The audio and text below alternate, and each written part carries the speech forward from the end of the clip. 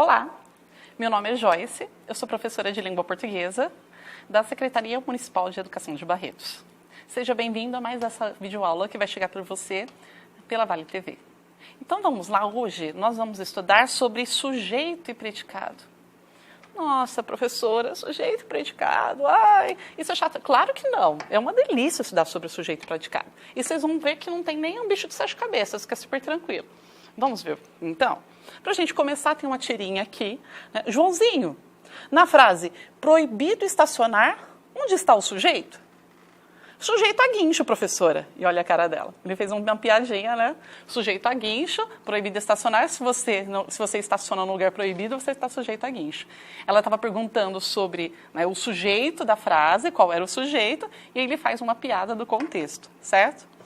Aqui, então, eu tenho mais uma tirinha, que é da Mafalda. E aí, não dá.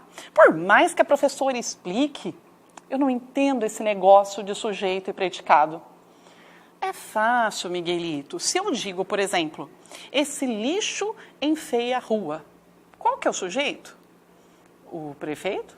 Né? Aqui, né, diferente do primeiro, que ele quer fazer uma piada, aqui ele realmente não entende. E aí ela fala, ó, é fácil. Se eu digo, esse lixo enfeia a rua, qual que é o sujeito? Ele entende sujeito como uma pessoa, e sujeito não é sempre pessoa. Né? Qual é o sujeito? Quem é um responsável pelo lixo na rua? E aí ele fala, então, que é o prefeito. Mas, na verdade, ela estava perguntando qual era o sujeito da frase. Tá? Bom, então vamos olhar essa imagem, e eu tenho lá, ó, pessoas cantam. Isso aqui é uma oração. Lembra-se do conceito de oração? Vocês lembram o que é? Oração é uma frase que transmite uma mensagem e que contém um verbo. Então, eu tenho aqui, mesmo com duas palavras, pessoas e cantam, eu tenho com essas duas palavras aí uma oração. São as duas palavras mais importantes da língua. O pessoas, que é um substantivo, certo? O substantivo, o próprio nome já fala, é a substância da língua. E o verbo, que é a segunda classe de palavras mais importante. Então, só usando o substantivo e verbo, eu consigo montar uma oração completa, que tenha sujeito e predicado. E aí, observem outra coisa. Pessoas cantam, certo? O verbo está na terceira pessoa do plural, né? Eles cantam, combinando aí com pessoas. Eu poderia fazer uma frase muito maior, né? Estas 4 pessoas da imagem estão cantando. Eu continuaria tendo uma oração. Observe que eu ainda teria aí o pessoas e o verbo cantar, tá? Agora, nessa segunda imagem, eu tenho aí João canta. Novamente, eu tenho João, que é um substantivo, e o verbo cantar. Aqui, por que ele está na terceira pessoa do singular? Cantar. Porque está combinando com João, que é a terceira pessoa do singular também. Então, novamente, eu tenho uma oração, duas palavras só, eu consegui montar uma oração que faz sentido, que transmite uma mensagem para as pessoas, que contém o verbo cantar, certo? Bom, então vamos lá. O que será esse negócio de sujeito e predicado? A gente viu que a primeira coisa tem que ter oração, tem que ter verbo. Então, o verbo é importante. E aí, o sujeito, o que ele é? O ser sobre o qual se declara algo, certo? Então, é do que eu estou falando, é o assunto da frase. Então, de quem que eu estou falando? Do que eu estou falando? Qual que é o assunto? Esse é o meu sujeito. E o que é o predicado? É o que eu estou falando do sujeito. Ou seja, é o restante da frase. Eu procuro lá o sujeito, certo? Achei o sujeito, tudo que sobra na minha frase é o predicado. Então, vamos localizar o sujeito nessas orações? Ó, tem um truque que deixa isso fácil, moleza. Vamos lá. Aquela gritaria deixava-me tonta. O que eu tenho que fazer? Primeira coisa, olha lá, eu grifei o verbo. Eu tenho que achar o verbo. E aí, eu pergunto antes do verbo o que, se for coisa, ou quem, se for pessoa. O que aquela gritaria deixava-me tonta? O que deixava-me tonta? Aquela gritaria. A minha resposta é o sujeito. Cadê o predicado, professor? É o resto. Deixava-me tonta. Vamos de novo? Então tá, segundo exemplo. Ó. Surgiu ao longe uma estrela. E aí eu tenho o verbo que já está grifado, surgiu. Então a primeira coisa, eu tenho que achar o verbo. Achei o verbo, eu pergunto, regra básica, o que ou quem? O que surgiu ao longe? O que? Olha lá na frase, o que surgiu ao longe? Uma estrela. Exatamente, é esse o sujeito. Alguém pode perguntar, mas professora, o sujeito não tem que estar no começo da frase? Não, o sujeito nem sempre está no começo da frase. No começo é a ordem natural, quando ele aparece antes do verbo. Mas às vezes, como aqui, ele pode aparecer no final ou no meio da oração. Então, qual que seria a ordem natural? Uma estrela surgiu ao longe, mas eu inverti a minha frase e coloquei surgiu ao longe uma estrela. Vamos lá para o próximo exemplo? Acho que vocês já estão ficando craques. Então, vamos lá. Ó. Moças e rapazes procuravam divertimento. Vamos lá, eu achei o verbo, procuravam. E eu pergunto, quem procurava um divertimento? Quem? Olha na frase. Quem procurava? Moças e rapazes. Esse é o meu sujeito. O restante que não está ali dentro do retângulo vermelho é o meu predicado. Procuravam um divertimento, então, é o predicado. Vocês viram que o verbo sempre vai estar dentro do predicado? Isso é regra. Meu verbo sempre está lá no predicado. Próximo, ó. Por todas as firmas, ele passou à procura de emprego. Eu achei o verbo, passou. Quem passou à procura de emprego? Quem? Ele. Então, ele é o meu sujeito. E olha que ele está no meio da frase. Tudo o restante, fora o ele, por todas as firmas e passou à procura de emprego, é o meu predicado. Na ordem direta, ficaria assim. Ele passou à procura de emprego por todas as firmas. E o último exemplo, aquele para a gente encerrar e vocês virem como vocês já estão craques para achar sujeito predicado. Vamos lá. Eu pergunto, achei o verbo. O verbo é foram, certo?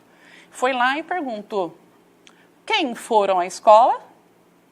Quem que foi? Olha na frase. Pai, mãe e filho. Exatamente é esse o meu sujeito. Pai, mãe e filho foram à escola. Seria a ordem direta com o sujeito e depois o predicado. Vocês viram como é fácil? Não tem nada de difícil nessa história, né? É mito essa história de que análise sintática é difícil, sujeito e predicado é difícil. Não é nada. Desde que você entenda, vocês vão ver que fica bem tranquilo, tá? Bom, sintagma e núcleo. Já que você sabe o que é um sujeito, o predicado, o que nós vamos observar? Que, olha esse exemplo. A chuva forte caiu de repente. Lembra lá de pessoa canta, pessoas cantam? O que era que geralmente ocupava? Quem é que canta? Pessoas. Pessoas cantam. Então, qual a classe de palavras que ocupava a função de sujeito?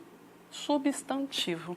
O substantivo ele é o rei da turma. Nasceu para ser núcleo. Ele é o núcleo do sujeito. Ele é a palavra mais importante. Quando eu não tenho substantivo, eu vou ter ali um pronome que está substituindo esse substantivo. Então, a chuva forte, eu tenho o meu substantivo, que é a palavra mais importante, qual é? Chuva. E quais palavras que giram em torno desse substantivo, que é o nome? Então, quais palavras que vão ao redor dele? O a, que é o artigo, e o forte, que é o adjetivo. Então, um sintagma nominal é um conjuntinho, um bloco de palavras que tem como a palavra principal o nome. Sintagma nominal. E esse nome é o substantivo, tá? E aí, o sintagma verbal, o próprio nome já diz. Qual a palavra mais importante do sintagma verbal? O verbo. É o verbo e as palavras que estão girando em torno do verbo, que acompanham o verbo, então. Então, caiu de repente, eu tenho sintagma verbal. Olha aqui um exemplo. Antigas casas de madeira foram pintadas. Eu acho meu verbo foram pintadas e eu pergunto, quem ou o que foram pintadas? Antigas casas de madeira. Então, tudo isso é o sujeito. E aí eu vou procurar o meu núcleo. Qual que é o assunto? O que foram pintadas? Gente, as casas, não é a madeira. São as casas. Lembra quem nasceu para ser núcleo do sujeito? Substantivo. Saio procurando o substantivo, vejo de quem que está falando, casas, e ele é o núcleo do sujeito. Se eu penso no núcleo da célula, não é a parte mais importante da célula que comanda o restante? Núcleo do sintagma nominal, o núcleo do sujeito, vai ser sempre o substantivo. Por isso que é nominal, porque o substantivo é um nome, tá? Observem aqui, ó, o arco-íris surgiu ao longe com suas cores vibrantes imediatamente após a tempestade de verão. Eu acho, surgiu, o que surgiu? O arco-íris. E eu tenho um grande predicado. Então, o meu sujeito, o meu predicado, eles podem ser grandes. Não tem importância. Mas qual que é o núcleo desse sintagma verbal aqui, desse predicado? É justamente o surgiu, que é o verbo. Então, geralmente, na maior parte dos predicados, o verbo é o núcleo, tá? Do predicado. E o substantivo é o núcleo do sujeito, tá? Lá no caso, arco-íris é o núcleo do sujeito. E aí, concordância verbal. Professora, mas para que eu tenho que aprender esse negócio de sujeito e predicado? No nosso dia a dia, nós não usamos exatamente o sujeito e predicado, mas ele é um pré-requisito para eu aprender outras matérias que são muito importantes, como, por exemplo, concordância verbal. Se eu não sei, é como matemática, que você tem que aprender, às vezes, regra de sinal para fazer contas. É a mesma coisa. Então, você precisa aprender sujeito e predicado para que você aprenda outras matérias fundamentais como concordância verbal. Mas eu uso esse negócio aí de concordância verbal? Com certeza. Todas as vezes que você fala, o que você escreve, você precisa, pelo menos precisa, usar as regras de concordância. A regra de concordância verbal, às vezes, na língua oral, mais informal, ela não é tão respeitada. Mas na hora de escrever, principalmente uma redação, um texto, uma prova, você precisa empregar todas, tá? Então, é como se fosse, né, uma balança aí. Né? Eu tenho de um lado o sujeito e tenho do outro lado o predicado.